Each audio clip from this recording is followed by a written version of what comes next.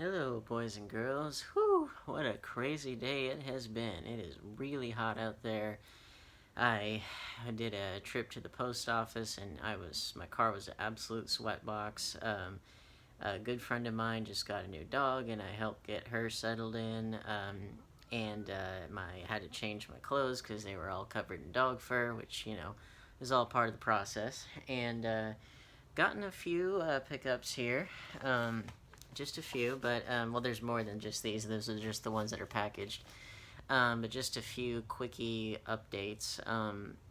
I got some more things than I was necessarily planning on because, well, the Criterion Collection was having one of their 50% off sales through Barnes& and Noble, which, I hadn't done one of those in a while. But, my collector friends were talking about it. Got some tea here. Help keep me going.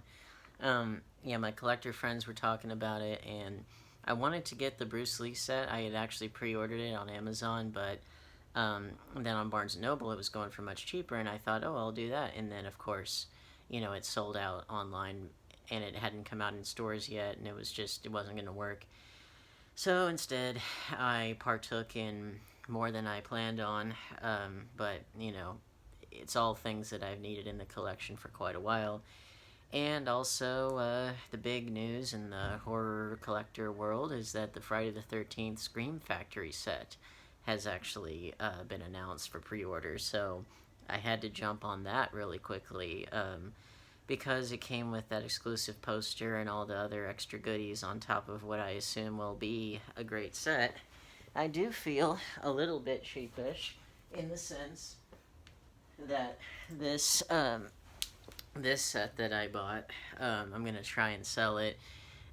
It's probably not gonna be worth as much as it was when I bought it, because yeah, it is out of print, but everybody's clamoring for the Scream Factory version. But then again, the Scream Factory version is looking pretty darn cool. So, we'll see how it turns out. I mean, this is a great set, so anybody watching, if they want it, talk to me. You can leave a comment and can talk further.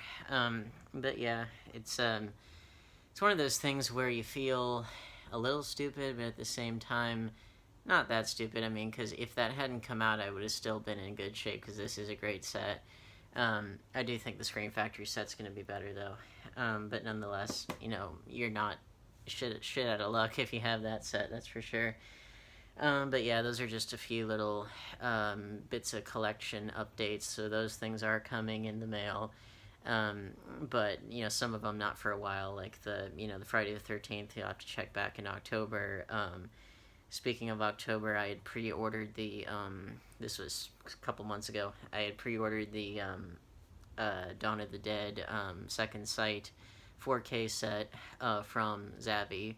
And that one, again, that won't come out for quite a while, but while we're talking about pre-orders. And 3 out of the however many that I ordered, I can't even remember, Criterion Films, most of them I shipped to me. I tried to get a lot of them through in-store pickup just because I was like, well, screw it, just grab it that day. But the availability kept changing each time that I was doing it. The availability kept changing, and it was like, well, what am I going to do? So to get around all that, I shipped as many of them as I could, and I picked up like 3 of them in person. Um, and so expect more in that Criterion haul later on, I imagine this week. And yeah, so those are just some pre-order and other various updates out of the way. Now for some of the other parts of the collection that have been added to from rather random sources. So you remember Blood of the Mummy, right? Well, what's that? That just fell out. It's a DVD without a case, and I do not know if it's going to get an official release. I'm not sure yet. It's a movie that I'm in, just briefly, Finding Christmas here. It's like a locally made Christmas themed, made through the Pisgah ARP Church. So it was made, I guess, as a part of a church production, but it was, a friend of mine was a producer on it, and she was like, hey, you can because I was looking to get more comfortable in front of the camera at that time, and I still am, but that will it was just an early attempt at that, and I'm in it for like a few seconds. I play a homeless man who's in line to get food at a church for around the holidays, getting fed. So yeah, I'm in this briefly, and if this does get an official release, then I will let you all know about it, so you can support the filmmakers if you wish. But again, I don't know if it's going to get an official release or not, but I do have the DVD of it. And yeah, I'll hype it up a bit more once once the official release comes out in whatever way it will or won't. I don't know. But that same friend, she was the producer and acted in my short film The Big Blind, which is on another YouTube channel. And we had a cameo from Lloyd Kaufman in that film, which was amazing, one of my favorite filmmaking experiences. And he gave us a little goodie bag, and in that goodie bag was actually the Japanese cut of Toxic Avenger 1, which is longer than the Blu-ray cut, the theatrical cut. And my friend had this one for quite a while, and then she was like, I'm not really into this stuff, so you should have it. And so I took it. And yeah, this cut is actually, I want to say that the theatrical cut is like either 82 or 84 minutes, something like that. And then the runtime on this one is 91 minutes, so it's slightly longer. And I'm curious to see what all it has in store, because to be honest, I only just got it the other day. I haven't watched it yet, but I do, love the Toxic Avenger. Who doesn't? So yeah, I'm eager to see what all that has in store. And speaking of other cuts of things, we unboxed the Superman collection not too long ago, like a video or two ago. And so you remember that it comes with a theatrical cut of the first one and the Richard Donner special edition cut. It's his preferred cut. Well, I thought that was the longest cut, because I'm gonna be watching it for the pre-show called Delusions of Grandeur, that podcast I'm on. And gonna be watching it for that, and then watching Mighty Morphin Power Rangers the movie is the main show inside Movies Galore. Gonna be watching that, but then I thought that this expanded edition, I thought that was the long TV version, but no, it's not. It's the one that's like maybe 8 minutes longer, something like that. It's really not much longer than the theatrical cut, which is also on here. But so yeah, the theatrical cut is 143 minutes, and then the Richard Donner preferred cut is 152 minutes. So not that much longer. And I did have the theatrical cut I do have it in 4K, and I thought this had the TV version on it, but it does not. So I had to order this version of the film, which has the Richard Donner preferred cut, the special edition, and it's got the 3-hour TV version, which has never, before this, I don't think has ever been on a physical release. There are so many different cuts of this film, more than I realized, to be honest. There are, like, there's the cut that was on the initial home video release, which was actually shorter than the theatrical cut. And then you have, and the theatrical cut was fairly long anyway, but,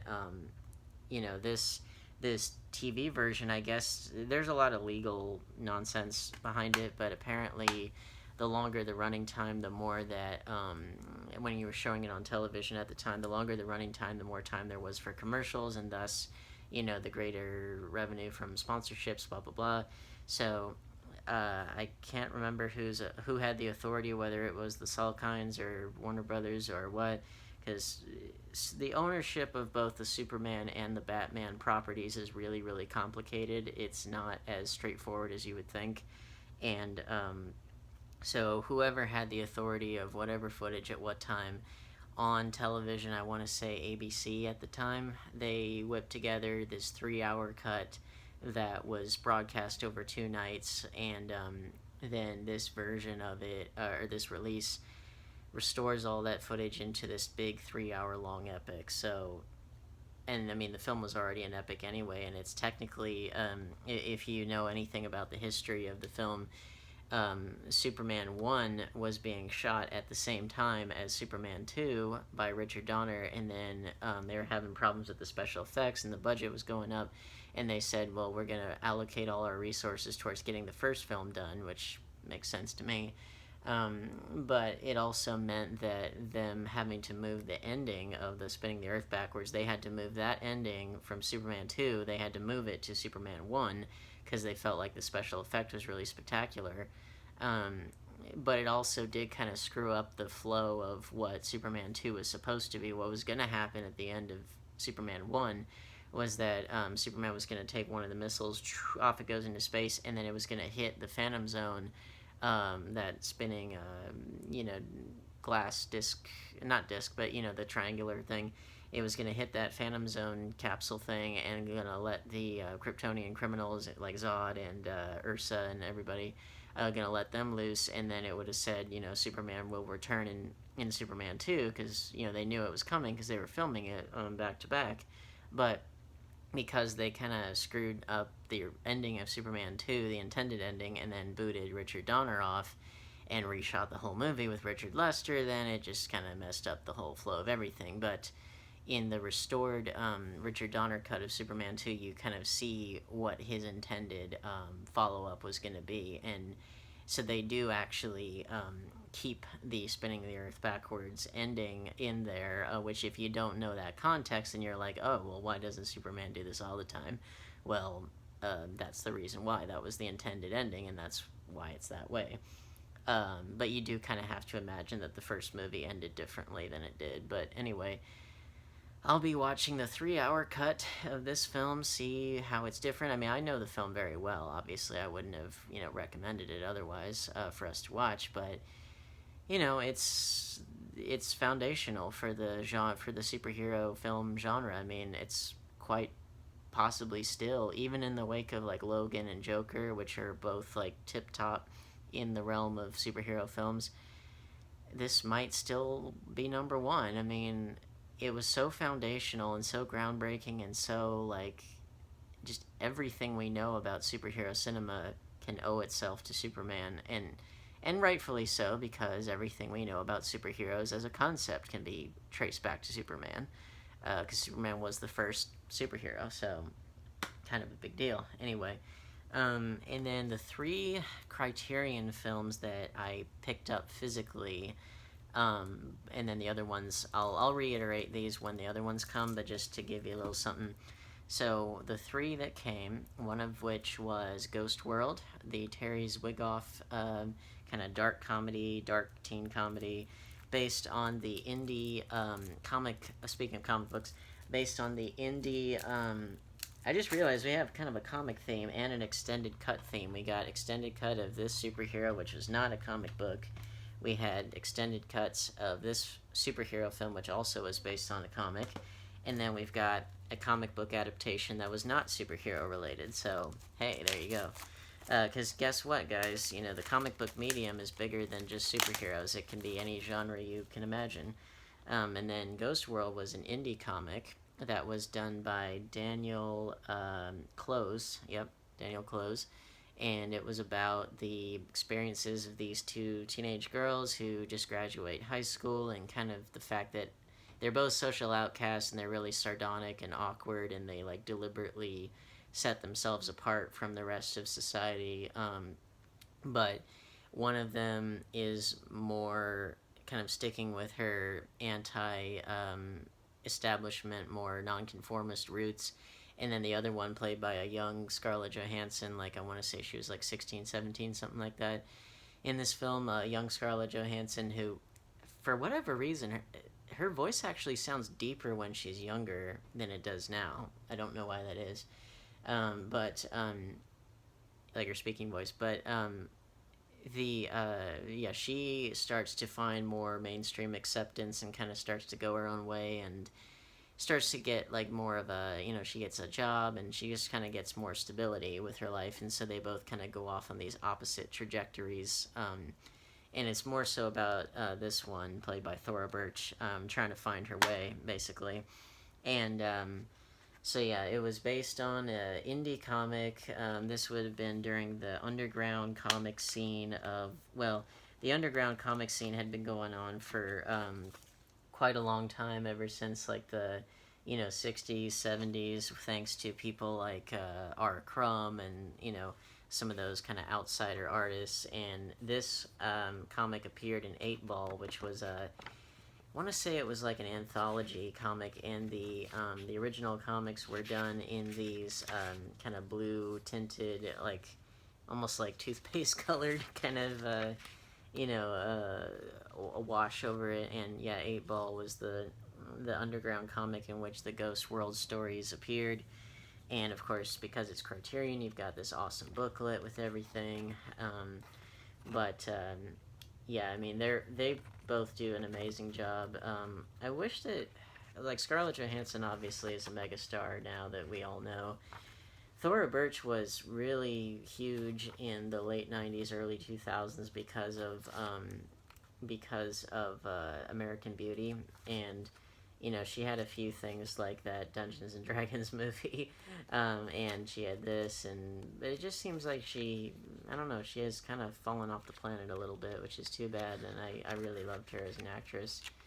And yeah, and then Steve Buscemi is in this too, and he plays a weirdo that Thora Birch's character really starts to grow attached to, because he also doesn't fit in this painfully ordinary kind of backwoodsy town.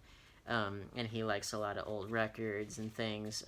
His character is very similar to R. Crumb himself, who, despite not having anything to do with Ghost World itself or this film, but Terry Zwigoff, the director, he had previously done the amazing, unbelievable documentary called Crumb about R. Crumb himself, and it's one of the hands down. Well, now I haven't seen Showa yet, and so I can't, because that's considered to be one of the best, if not the best documentary like ever. But of the ones I've seen, Crumb is probably tip top.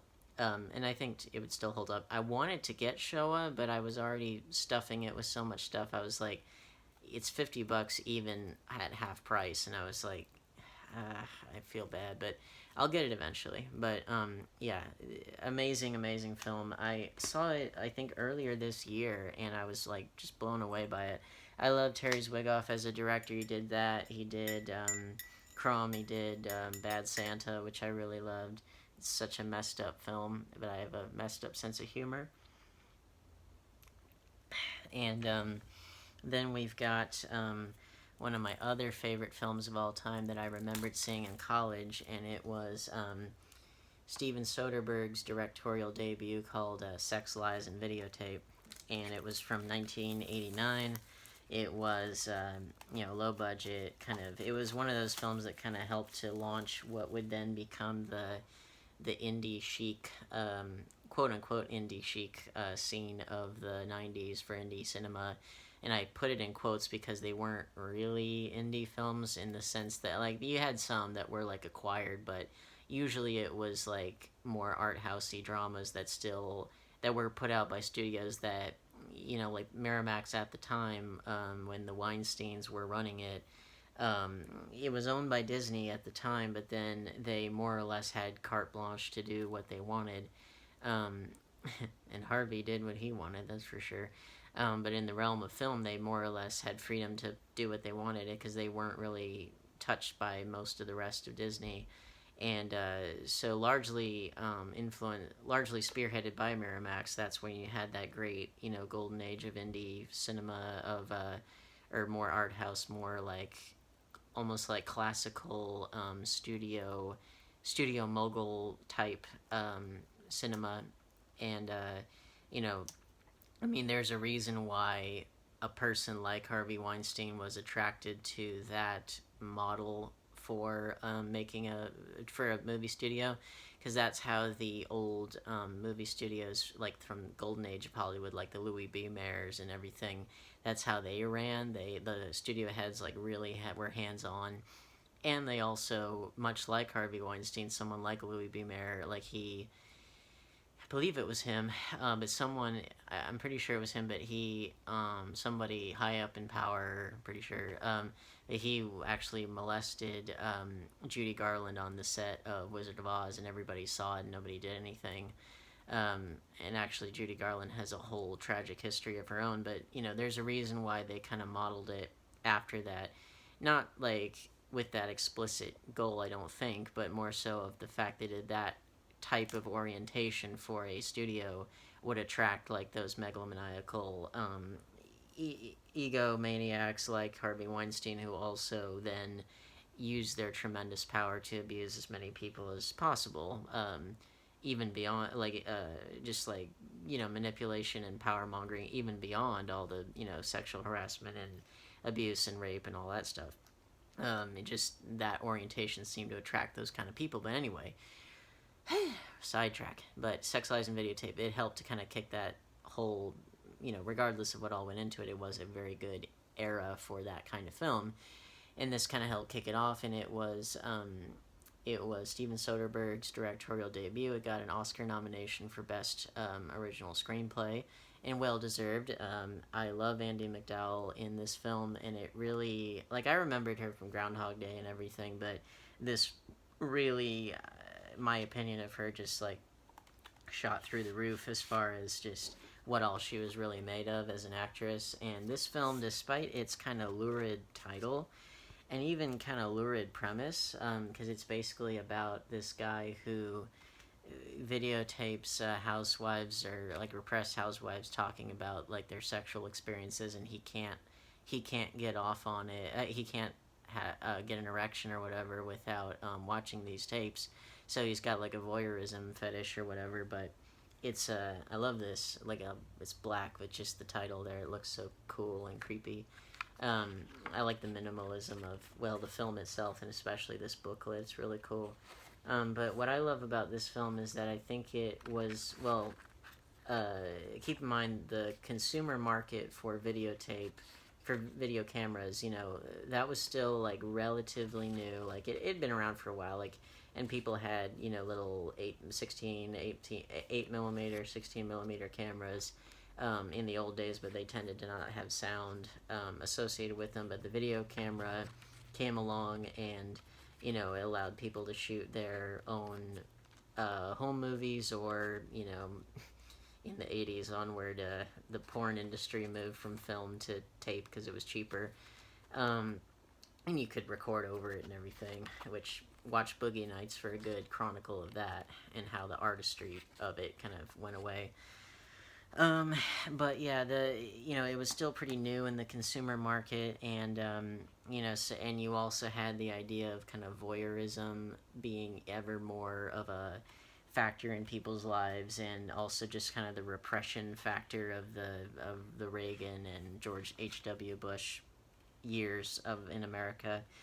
And it definitely touches on that, plus some of the more, like, different parts of our interpersonal connections with each other, like some of those unspoken things where, like, if we feel kind of unfulfilled by our partners for whatever reason, just some of those desires that are those feelings that can be built up inside. And I think this film, it executes that very, very well. And yeah, I'm making it sound like almost like a 50 Shades of Grey thing, and I assure you that it is pretty much the polar opposite. I'm trying to put this back in here. It's rather difficult. I assure you this is like the polar opposite of 50 Shades of Grey, in the sense that, like, it really is intelligent. It is not really very explicit, to be honest, and it is about people trying to basically grapple with the fact that, we're, and this kind of foreshadowed this world in which we're very, very connected with each other, and yet in many ways we're more isolated than we've ever been. And this film definitely foresaw much of that. And I cannot, for the life of me, get this back in here. This is a really weird design, I have to say. You ever have that where it's like a particular design that just, for whatever reason, it befuddles you as you try to get it back in, whenever it's like a slipcase or whatever? I'm gonna deal with that later because I can't do it anymore. And then the final one for Criterion was The Night Porter. And this film, I've not seen this film, but from what I understand, it was kind of, this film along with Sallow, of all things, which was also put out by the Criterion Collection, but I have the BFI 3-disc version and the Criterion's only one. This film, along with that one, kind of helped to, within the art house sphere, ingratiate many of the aspects of what would later be the Nazi exploitation genre. But again, this was more in the art house scene, and I know that this film is, considered to be rather controversial because it's says, in this unsettling drama from Italian filmmaker Liliana Cavani, a concentration camp survivor played by Charlotte Rampling discovers her former torturer and lover, Dirk Bogard, working as a porter at a hotel in post-war Vienna. When the couple attempt to recreate their sadomasochistic relationship, his former SS comrades begin to stalk them. Operatic and disturbing, The Night Porter deftly examines the lasting social and psychological effects of the Nazi regime. Which, yes, this was a film that, I think I mentioned this before, but especially like in the 70s, there was a lot of, World War II kind of retrospectives. The Criterion booklets are all different. Some of them fold out like this, some of them make a poster, some of them are just booklets. It's, you never know what you're going to get with these booklets, but, yeah, in the 70s especially, there was a lot of, like, Nazi kind of retrospectives of different kinds, like, even in, like, 1968 with, like, the producers and much of Mel Brooks's output in the 70s, they touch on some, either explicitly upon Nazis or upon Nazi-like figures, and then, on the more, like, dramatic art house level, you had this, and you had, something like Sallow, which it technically is in Mussolini's Italy, but the region of Sallow, it kind of blurs the lines between, Mussolini's regime and also Nazi-occupied areas. And, I mean, Mussolini's regime was fascistic anyway, so it's like, they were part of the Axis powers, so of course, there's a lot of blurring of the lines there. Point is that the ideas that they explored about kind of the sadomasochism and abuse and, dehumanization and, all that kind of stuff, that would lay the seeds for something like Ilsa, She-Wolf of the SS, and other ones in the more like drive-in grindhouse circuit to take it and run with it. But yeah, I'm really eager to check this out because I find, any kind of exploration of interpersonal abuse or damaged people kind of, in a really bizarre, unhealthy relationship. I find that very interesting, and, it's especially important to think about today, when we're all talking about how we treat each other and, how best to do that. And I will get this in here if it kills me. And, am I gonna do it? Almost got it. It's this little... Okay, so if you look here, the plastic kind of folds like that. That seems to be what's catching it. Almost got it. Oh, got it. Whew. That was needlessly difficult. Okay, so that does it for all the things that came, that I already unboxed to some extent, although I didn't open those Criterions yet. But now we got 2 packages here. Packing Depot from Blaine, Washington. What could this be? Let's find out. And we got... Oh, good.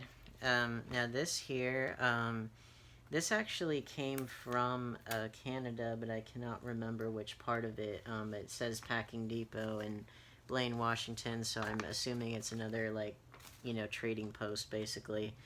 And, this film is the Ralph Fiennes directorial debut, the modernization and adaptation of William Shakespeare's Coriolanus, which is the original play, takes place in Rome during the can't remember if it's the Republic or the Empire, but one of those two. But anyway, it brings it up to the present time, and it does a really effective job at modernizing the kind of socio-political themes of the play, which were very rooted in their period, but it makes it surprisingly relevant for modern day. And both Ralph Fiennes and Gerard Butler do a great job. Jessica Chastain is in this film as well, and who else was in this? Was it Vanessa Redgrave? Okay, and Brian Cox. Yeah, I couldn't remember if it was her or Helen Mirren, but yeah, it was Vanessa Redgrave. And yeah, this is the Canadian edition of it, which I think the cover is better than the American one. But yeah, this is probably one of the best Shakespeare film adaptations I've seen, so highly recommend it. And it's not even very long. It's only like 2 hours 3 minutes. Yeah, it's really not very long at all. It does a good job of, like, Coriolanus was never like a favorite play of mine. Didn't dislike it or anything. It just never really stuck out to me all that much. But I think the film does a really good job of really condensing it down to its essence. And then finally, we got Medford, Oregon. Oh boy. Got some West Coast action for you today. If I'm not mistaken, I think that the Coriolanus, I want to say that might have come from British Columbia originally, but I'd have to check my eBay history on that. And this looks like a DVD. Cannot remember what that would be. Oh, yeah. Okay. Yeah, alright. Well, okay, so I am part of a Facebook group that's promoting it's about, and promoting the sequel to this film, and we actually had a contest, where someone would pick, it was the craziest coronavirus mask contest, where like people would send in pictures of their corona masks, and someone that was a new addition to the cast was Rhiannon Nicole, who you might know as Zombie Barbie. I'll put a link to her channel in the description. I helped connect her with one of the producers on the sequel to this film, and she was over the moon about that, and she was the one who actually picked the winner of the contest. And no, it was not favoritism, but it was objectively correct because of the fact that you may have seen my Corona mask right here. See, I would have had this in frame, or I would have had it in front of me if I'd have known that that was what it was going to be. But anyway, yeah, you may have seen my Corona mask, which this is the real one that I wear out in public because it actually filters the air. And, you may have remembered it from videos past, but I posted that, and I posted and I said, drops the mic, because I knew that I was going to have the best one, and sure enough, I did. Picked me as the winner, which I think it was pretty clear, just based on what everyone else had, and I won a free copy of the first Axe to Grind, which, I saw on YouTube on the Kings of Horror channel, which I'll also provide a link to this film in the description from that channel, as well as a link to the Amazon page for this film. And this film, the first one, has Debbie Rochon, the former Super Tromette, and, very renowned B-movie horror actress, Guy Torry, Matthew James, Gull Branson, and Paul Laboritas, I probably butchered that pronunciation, but among many others, and a lot of up-and-coming horror scream queens in here, as well as Debbie Rochon, is a legend at this point, from Midnight Releasing. And the sequel, Axe 2 Grind, with a 2, that's going to have even more beautiful scream queens in it, plus Debbie Rochon's back, and Stormy Daniels will be in it, which is pretty cool. And so we definitely got some star power in the next one. I will be promoting the Kickstarter, or the crowdfunding campaign. I don't know if it's going to be a Kickstarter or not. I will be promoting the crowdfunding campaign once it gets going later this month. But yeah, definitely would recommend you giving that a consideration to donate, and then you can check out these lovely ladies in the first one, and they are lovely indeed, as well as the ones that are going to be in the next one. And yeah, so and you can check them out on their their Facebook, their Twitter, their YouTube, all that good stuff. And yeah, and I'll provide the Amazon link to the DVD and all that good stuff. But yeah, so that does it for today. We got quite the variety and a taste of things to come. So if you like this, then please like, share, subscribe, hit the bell icon, set phasers to stun, warp factor 5. I will see you in the next video. Be sure, I'll provide a link to this too. Be sure to check out Delusions of Grandeur when we talk about Superman, the 3-hour TV version. And yeah, I'll just keep you up to date with how those Criterions are progressing and all that good stuff. So, and of course, Axe to Grind. So, thank you very much, Rhiannon Nicole. Thank you to the producers and to everybody involved with the sequel. Can't wait to help spread the word. So, yeah, hear from you before too long.